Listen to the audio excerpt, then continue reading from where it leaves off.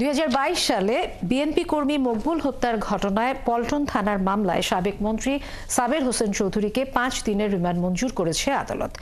আর সাবেক মুখ্য সচিব নজিবুর রহমান ও সাবেক স্বরাষ্ট্র সচিব আমিনুল ইসলাম খানকে পল্টন থানায় যুবদল নেতা শামীম হত্যার মামলায় 3 দিন করে রিমান্ড দিয়েছে আদালত। এ সময় কিছু লোক আদালতে সাবের হোসেনের বিরুদ্ধে মিছিল করে চড়াও হওয়ার চেষ্টা করে। আরও জানাচ্ছেন সাজিদ সরকার।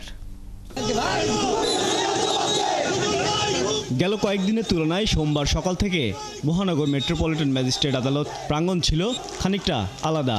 আইনশৃঙ্খলা বাহিনী ও আইনজীবীদের তুলনায় এদিন সকাল থেকেই আদালত প্রাঙ্গণে বহিরাগতদের উপস্থিতি ছিল বেশি।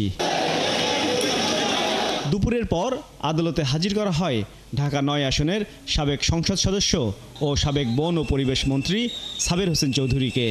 এ সময় নিজ আসনের বিরোধী পক্ষের লোকজন তার উপর চড়াও হওয়ার চেষ্টা করেন। দুপুর 3টায় যখন তাকে আদালতে তোলা হয় তখন তার ফাঁসির দাবিতে স্লোগান দেয় আগে থেকে জড়ো হওয়া লোকজন। সাবের হোসেনকে লক্ষ্য করে ডিম নিক্ষেপ করে উত্তেজিত জনতা। পল্টন থানার একটি মামলায় সাবের হোসেনের 10 দিনের রিমান্ড আবেদন করা হলে 5 দিনের রিমান্ড মঞ্জুর করেন আদালত। তার বিরুদ্ধে শিক্ষার্থীদের আন্দোলনে বাধা দেওয়ার অভিযোগ করেন রাষ্ট্রপক্ষের আইনজীবী। মুগদাতে ছাত্র জনতা যে আন্দোলন হয়েছিল, এই আন্দোলনের সময় যে মুগদাতে ব্রিজের নিচে গুলি করে যে আহত করা হয়েছিল, অনেকে হত্যা করা হয়েছিল, তাদেরকে চিকিৎসা দেওয়ার জন্য সেই মুগদা মেডিকেল কলেজে গেট বন্ধ করে দেওয়া হয়েছিল, তাদের চিকিৎসা করতে দেয় না এই সাবের হোসেন চৌধুরী। একই সময় আদালতে তোলা হয় সাবেক মুখ্য সচিব নজিবুর রহমান ও সাবেক জননিরাপত্তা বিভাগের সিনিয়র সচিব আমিনুল ইসলাম খানকে।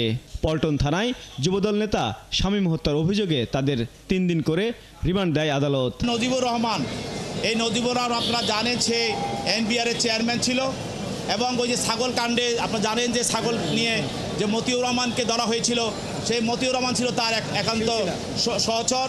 তবে অভিযোগ অস্বীকার করে রিমান্ডের বিরোধিতা করেন আসামিপক্ষের আইনজীবীরা।